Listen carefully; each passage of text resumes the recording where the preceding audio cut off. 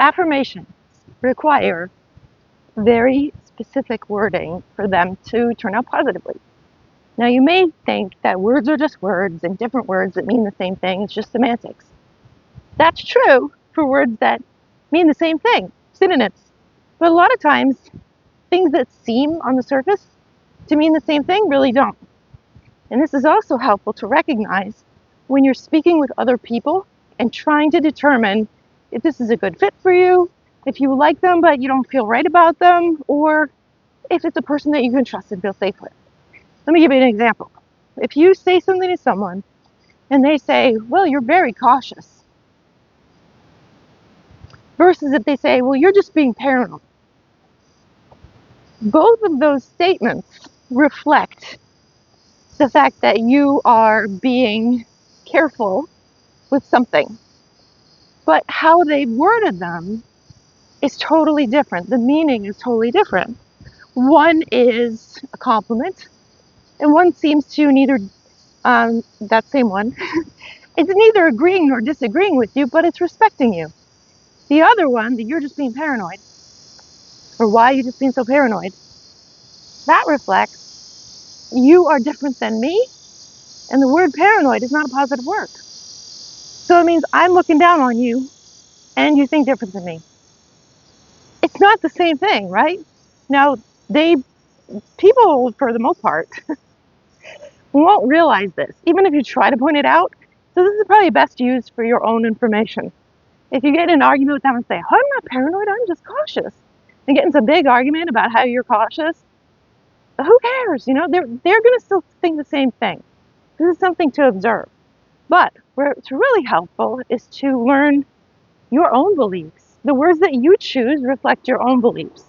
So really focusing on your own energy. And, you know, what are you saying? Especially when you meet someone new, how are you describing things in your life? You know, how are you describing your role in other people's relationships? How are you describing just in general what you feel about the world? It's very telling, and what you focus on expands. Doesn't necessarily change everything miraculously all at once, but it expands.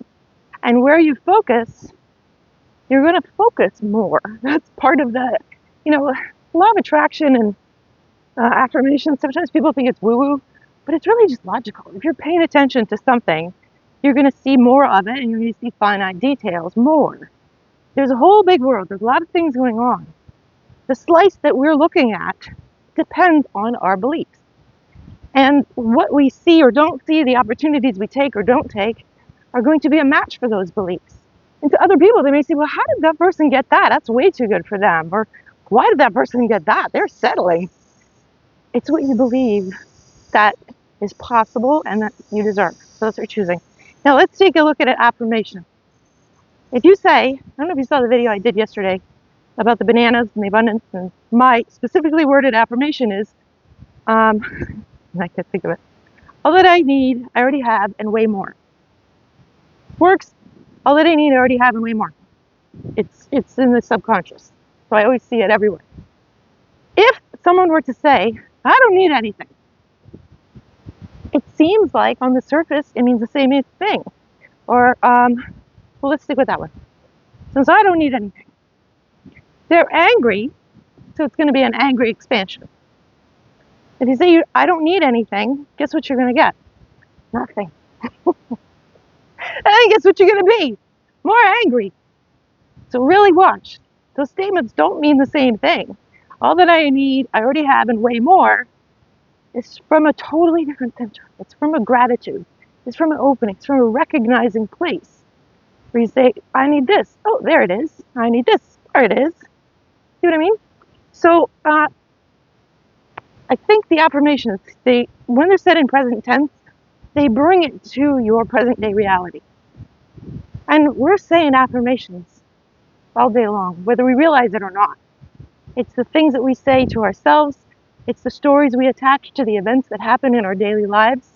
And it's the way we interact with other people. Becoming very conscious of your beliefs. If you find they're negative, I just found out I have a couple of negative beliefs. You can take those, becoming conscious, And changing them yourself is the only way to see different things in your life. Say, well, that's just reality. You're being stupid. That's going to be true for you. Wonderful. Take that with you to the bank. Reality is subjective. Reality has a lot to do with perception. So reality can always change. I mean, do you believe the exact same things that you believed 10 years ago about yourself, life, relationships, and possibilities? No, because I'm older and wiser. So does everyone believe that? No, because they're stupid. Like, we're going to attach a reasoning to everything that we actually believe, right? I think that's about all for now. I wanted to go over another thing. Should I do that now? This is something I learned. Yeah, I'll just do it. So if you're good here, thank you. I love you. Thanks for being here. If you want to hear more about, about the dynamics of change, I'll tell you this now. And I might do a separate video on this too, because I haven't thought about it in a while. But when I was 19, I took a psychology class.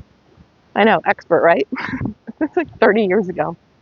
And in that, there was these stages of change. There's 4 stages you have to be aware of. So if you know something, like, well, darn, I knew that. Why am I doing this again? Because that's how change works. The first stage is unconscious incompetence. This is called competence theory, by the way. So the first stage is unconscious incompetence. This is where you're doing the wrong thing, you don't know it. No idea. No change is going to occur there. The second stage is conscious incompetence. This is where you know you're doing the wrong thing. It's a shocker. Some people, when they have that conscious incompetence, they feel shame, and so they try to pretend like they're still unconscious. So they'll try to justify why the incompetent choice is actually competent, and that's just silly. Do you want things to get better? Then make them better. Stage 3, conscious competence. So say that, you've been living your life believing that, everyone lies and you gotta be the one to beat someone down or they're gonna beat you down, and that's the only way it is.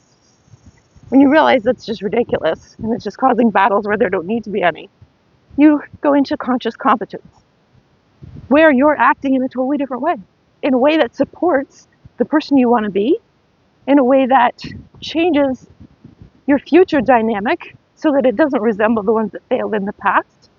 So it's conscious competence, choosing not to argue about things that don't matter, choosing different things. And in this conscious competence stage, you're like the butterfly with the new wings. You can't fly yet, but you're working it. You are stretching your wings out. You're consciously, and it's exhausting, you are consciously making new choices to become that new person. This leads to the 4th stage, which is conscious competence. You win. Conscious competence is when your automatic reaction or your automatic response is that conscious choice, the competent choice that you had consciously been making. This happens after you practice it, after you do it, you put it into practice for years, and then it becomes your habit. You don't have to think about it anymore. So say that you had low self-worth, and whenever a problem came up, or you say you took blame for everything. You took blame for everything. So whenever a problem came in your orbit, you immediately, subconsciously, because of your childhood trauma, you subconsciously believe this is your problem to solve. And if you don't do it, you're a bad person. So you'd leap in and then become powerless, and people say you're overdoing it and all that stuff. None of your business. When you realize this is incompetent and you consciously step out of things, and then once you do that enough times, then when there's a problem in your orbit, your subconscious and your reaction will reflect a competent choice, which will be to say, do I have a role in this? Is it going to hurt me to step in and assist? Does this person even want my assistance? All these different things, rather than that unconscious, incompetent choice of just leaping in. A lot of stuff. That's good stuff. How are you doing? Hope you're having a great day, and I look forward to our next video.